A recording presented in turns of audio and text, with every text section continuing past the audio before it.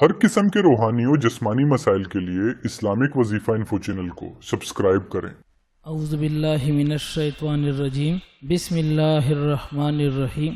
محترم ناظرین، آج ایک نئے عمل کے ساتھ اور ایک نئی ویڈیو کے ساتھ آپ کی خدمت میں حاضر ہوں۔ آج کا ہمارا عمل بہت ہی پرتاثیر اور بہت ہی خاص عمل ہے۔ اس عمل کے کرنے سے اللہ تعالیٰ آپ کو شاکر اور صابر بنا دے گا اور دوسروں کی نگاہ میں آپ کو بڑا بنا دے گا۔ یہ ایسی صفات ہیں جو انبیاء علیہ الصلاۃ والسلام کا خاصہ ہے، اور انبیاء علیہ الصلاۃ والسلام کے بعد اولیاء اللہ میں پائی جاتی ہیں۔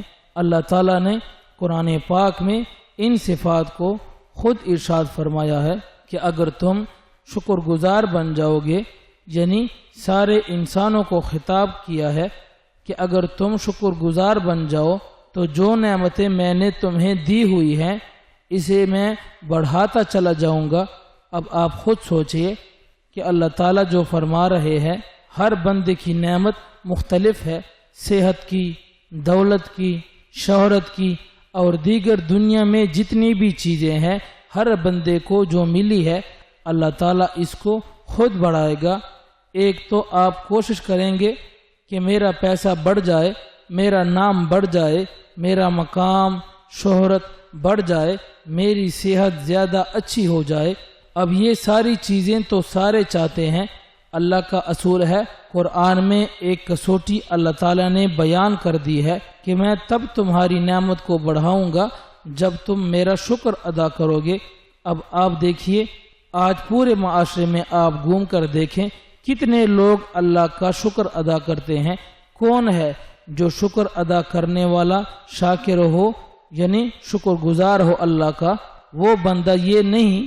پھر قرآن کہتا ہے، پہلے ایمان والوں کو خطاب کیا کہ اے ایمان والو، مجھ سے مدد چاہتے ہو نا، تو مجھ سے مدد لینے کا صرف ایک ذریعہ ہے۔ اب آپ اللہ سے مدد چاہتے ہیں، مدد کیسے ملے گی؟ آپ کہیں گے جی مدد مل جائے، اللہ کی ہر کام میں مدد آ جائے۔ نماز اور صبر، یہ دو چیزیں اللہ کی مدد کو کھینچتی ہے، یہ دو چیزیں اللہ کی مدد کو کھینچتی ہے۔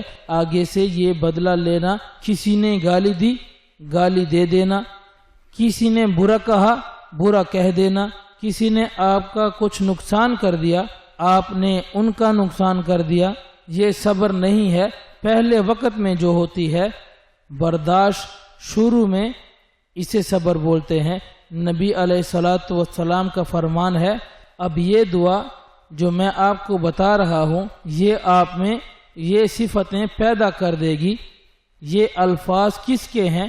ہمارے نبی کریم صلی اللہ علیہ وآلہ وسلم کے، اور مجمع الزوائد حدیث کی بڑی کتاب ہے، جامع کتاب ہے، اس کے اندر یہ الفاظ آئے ہیں کہ آپ علیہ الصلاۃ والسلام کی یہ دعا باقاعدہ طور پر نقل فرمائی گئی ہے، اور یہ الفاظ کیا ہے؟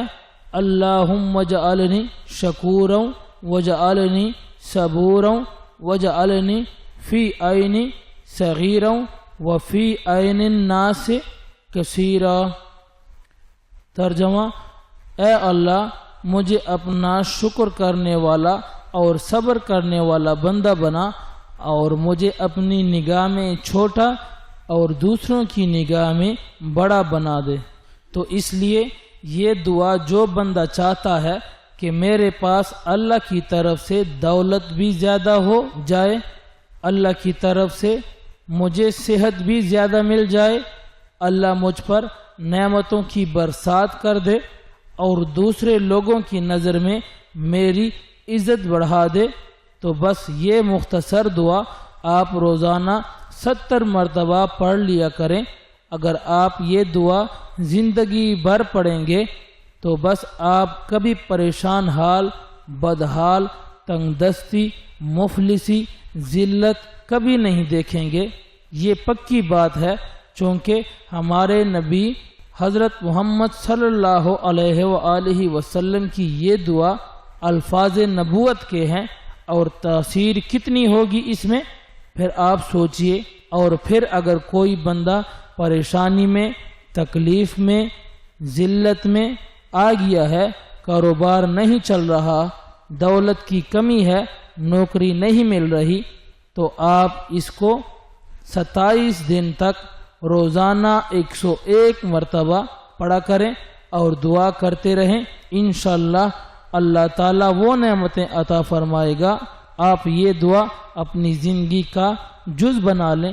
الفاظ چھوٹے ہیں، مختصر سے ہیں، لیکن تاثیر بہت زیادہ ہے، اس میں بڑی طاقتور تاثیر ہے۔